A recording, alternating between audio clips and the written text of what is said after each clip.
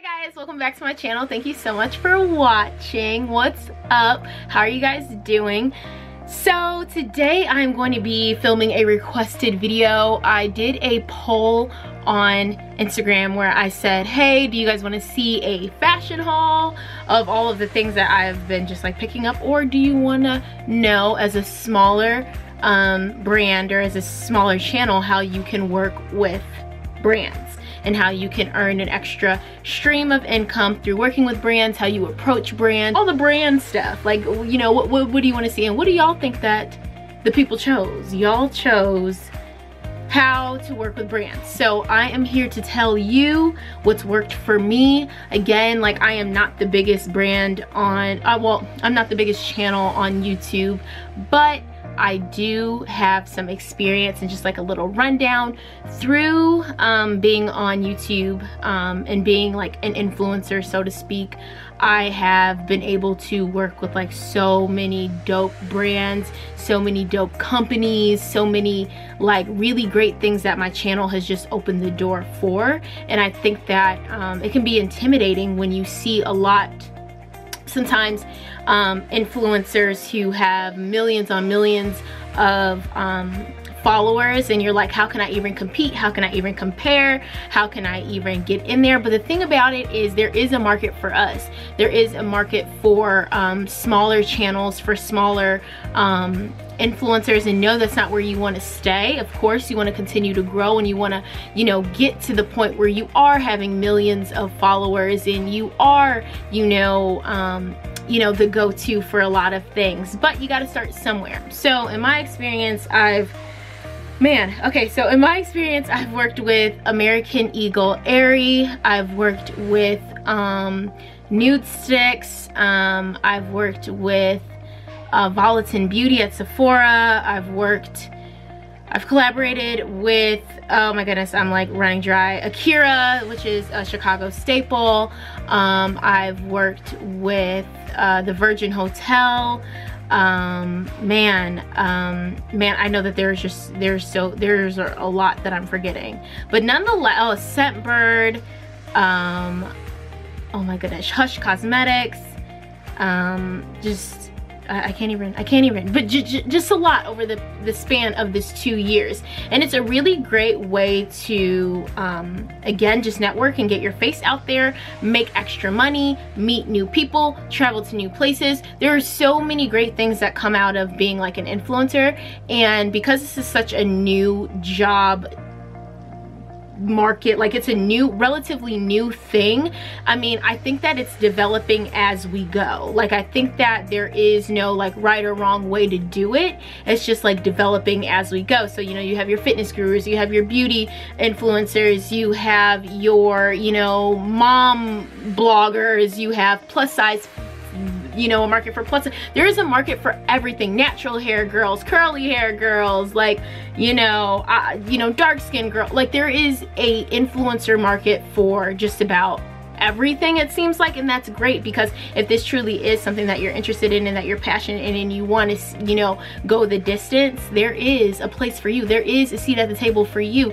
Do not get discouraged. Do not get discouraged. I strongly agree. I strongly urge you not to compare yourself to anybody at all, ever, because the thing that you have that is awesome about what you have is that there is no one like you. Like, that's why brands will seek you out, or that's why you seek out brands, because you are unique and no one can take that away from you, and that is your power. So keep in mind that. First, I'll talk about just how to pitch yourself to brands. So being an influencer, people just think that it's all like glitz and glam, and that it's just like something like, you know, very, you know, I don't know, just very surface level, but it is work. Like, this is marketing. Like, it is work. It truly is. And that's why I'm so glad, like, in school, like, I'm getting my bachelor's degree now, but I've taken up a lot of business and marketing classes, and just to see how, like, how do things really operate, like, behind the scenes. Like, how are you really supposed to go about this thing? You know what I mean? So something that I will say about when pitching yourself is you want to, like, you want to kind of like carve out what you're good at, right? So you want to approach brands that you genuinely like, that you genuinely you know, care about, that you are rooting for the same thing that they're rooting for, advocating for the same things that they're advocating for. So already off top, you know, you can, like, that is your power. You can express when you find, you know, a PR email, or when you find like just a customer service email. Like, there are so many ways to go about approaching a brand. You know, you have to do the work, you have to do the digging. Who do I email? Who do I call? What office do I need to show up to? Who knows who knows who? Like, there's so many backdoor ways and no like cookie cutter way to approach a brand. You know what I'm saying? That's why it is important to go to, like, you know, conventions like BeautyCon or Generation Beauty or the Chicago Makeup Show, because you just never know what sort of relationship that can forge. And it is important to even go out into your local events that like other influencers are having, or just like meet up with other people who have and share your same interests, because a lot of times like they can refer you, you know, to a brand. So forging those genuine relationships with other influencers or other friends who are also in this industry can also really help. That's happened to me a lot of times, where I've known someone, for example, like I worked with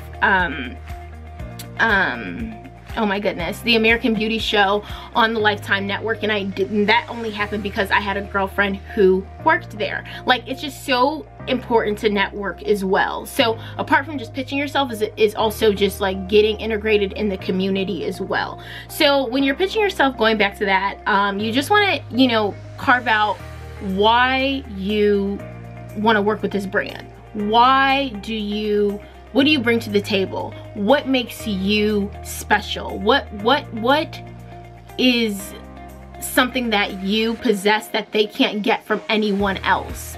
You know, and really be genuine about it. And that's the thing, like, only work with brands and stuff. Like, sure, you got to get paid, you got to get your money, and some things maybe sometimes you just, you know, got to kind of take, you know, one for the team because money purposes or whatever.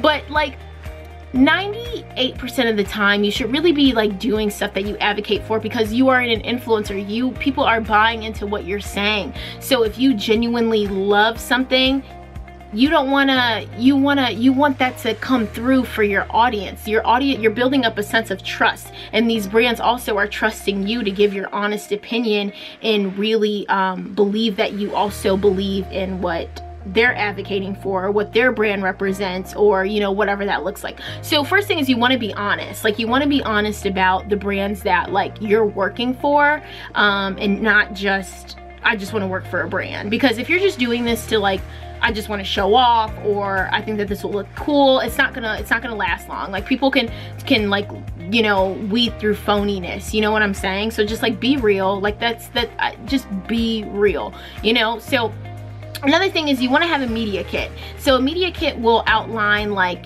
again, like what skill sets you have, what your niche is, or your rates, you know, like if they're like, hey, this is how much I charge for an Instagram post, this is how much I charge for doing like a 15-second introduction, this is how much I charge for a full video. And you kind of want to, when you're thinking about prices, you may want to consult somebody who also is like in the same, has the same amount of subscribers or followers or whatever as you, to see how much they're charging. Or you kind of just want to, you know, can factor in everything, like, hey, I am on a smaller channel, so I will downcharge a bit, or, you know, whatever. Only you know what your needs are and what those need to be met, or if this is your only stream of income, you may go higher, or if you have other streams of income, it maybe not be that big of a deal to you. Or sometimes you just negotiate on the strength of, hey, I just want free product, which happens as well.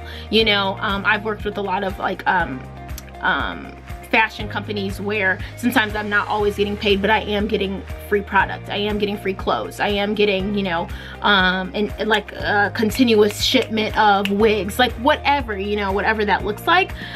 So your media kit should include all of that. You know what I mean? Your media kit should be like a blueprint of, hey, this is what to expect for me. This is my prices. This is all about me. This is about, you know, this is roughly how many views I get on a video or on a blog post or on an Instagram post, or, you know, that sort of thing. So brands don't have to ask. It should all just be there. Like, it's all there. They don't need any follow-up questions. So that's a media kit, and you can look up examples on Pinterest or on Google Images, or like I said, you can just ask a friend who also is in this industry. So your pitch could include your media kit, and again, an explanation of why you love this company, what you can bring to whatever company, and you know, you want to be persistent as well. You know, if you're lucky, sometimes brands will, you know, come back and respond to you like, hey, you don't meet our requirement for, and that happens. It's happened to me so many times, like where I'm like, okay, I'm gonna go pitch to, you know, I don't know, Target. Now, again, this is just an example. You know, I'm gonna go pitch to Target, and they say, no, you know what, we're already, you know, have met our criteria or quota for how many influencers we're gonna work. Try again. Believe it, try again. You know, it's happened. Like, there is no right or wrong way to do this. So be persistent, be consistent, like follow up every other month. Hey, you know, I've grown however many, you know, 1,000 followers since we last spoke. Do you think that we can revisit our last email again? And keep your email thread. Don't start a new email so people can remember you. These brands get so many they get so many emails every day. So continue with your thread. So they can remember you. Like, oh yeah, we talked to this person last year. She's really persistent, or he's really persistent. I think that this person can bring a lot to the table. You know what I'm saying? So that's one thing with pursuing brands, like pitching yourself. And you also want to set, so let's say now you've gotten to the point where they're like, yes, we want to work with you, like, let's, you know, what is this going to look like? You have the ability to set your own deadlines, or a deadline could be given to you, and you want to meet that. Like, you're building a relationship, you're building, you know, a rapport. So you want to be, you know, punctual with your videos or your posts, or, you know, whatever it is that these brands are asking of you. You want to be able to meet that and exceed that, so that so they can see that you're reliable, that, okay, we're gonna call on her because we know that when we need a video done, like ASAP, like, you know, she's gonna make it happen, or he's gonna make it happen. So that's the thing. And be friendly, be nice, send follow-up thank you emails, you know, send handwritten notes, like these, to be memorable, you know, because again, this is a saturated, quickly growing industry where you can get left. You know what I'm saying? Be memorable, say great things. Or if it's a company that you don't agree with, don't work with them. You know what I'm saying? Like, there are thousands and thousands and thousands of companies, so you don't have to, like, you know, you don't gotta do it if you don't want to. So that's something. So I want to talk about if a brand approaches you. Now, this is more so, I do pitch myself, but more so I get approached. So in order for brands to do that, you want to make sure in your bio that you have a contact email, or at least in the description box of your videos or on your website. Like, people need to know how to reach out to you quickly. Like, they don't want, like, brands don't want to have to like dig for, how do I reach out to this girl? Or make sure you're checking your DM, make sure that your social media is on public. Like, you want to be able to be accessible, you know? So that makes it easy for brands to reach out to you. You know, you want to make sure that you have an active feed. If you haven't posted in 3 months, or even, hell, like right now, honestly, if you haven't even posted in 2 weeks, like, brands want to know that you are active, that you are engaging with your followers, and that you are you know, just like an active participant in this whole influencer marketing branding sort of thing, you know, because like I said, there's no right or wrong way to do it. It's still developing. So the things that we do know that works is being consistent on social media, you know, engaging with your following, you know, that sort of thing. So, and keeping your profile on public, you know, building your following, your brand, your audience, all of that. It's work. It's work. It's a lot of work. So again, you just want to make it easy for these brands to reach out to you. They don't want to have to do all of this work, especially if they can go to someone else, right? So that's something to be mindful of. So when they're approaching you, it's kind of like, this is good, because this means that you have the power to negotiate pay. You can negotiate pay regardless, but now it's because it's like you all have an interest in me, so I am gonna do, this is the rate for how we're gonna do it. This is, you know, that sort of thing. I also urge you to have PayPal, Venmo, Cash App, Chase Quick Pay, Zelle, all of that stuff. Have it all ready, because it helps, you know, like it all helps. Again, people just want it to be easy and quick, right? So again, you kind of want to, if it's a brand that you've never heard of, you want to do your research. You want to, a lot of times when I'm approached by brands, I will look up on YouTube if they, have other influencers worked with them, and that'll usually be like my green light or red light, and then from there you can just speak on. Again, you can still send a media kit. You don't necessarily have to, I don't think, if they're approaching you, but because 9 times out of 10 they've done their homework, they already know that they want you. So honestly, all it is a matter of just working out the logistics and, you know, building that relationship primarily. And honestly, that's really it. Like, it's not rocket science. It's a thing of being approachable, being active on social media, being prepared, like I said, having a media kit, having a website even, you know, just something for these brands to reference, to give you some credibility, but only you know what works for you, and kind of like what you're trying to get out of it. So I hope that helped you guys. Please, and again, like I said, I'm not the biggest channel, I'm not the biggest influencer by any means. Yes, I would like to get there. So I just think that we need to be in community together. So let me know below what has worked for you, how you've approached brands, how they've approached you, you know, that sort of thing. And it's always good to swap ideas and just like go about this together. And let's see what else. And I think that is it, you guys. Let me know below if you all have any questions, or, you know, shoot me an email if you have any like further questions about anything that I've talked about. I would love to answer them. And until next time, I'll see you on my next video.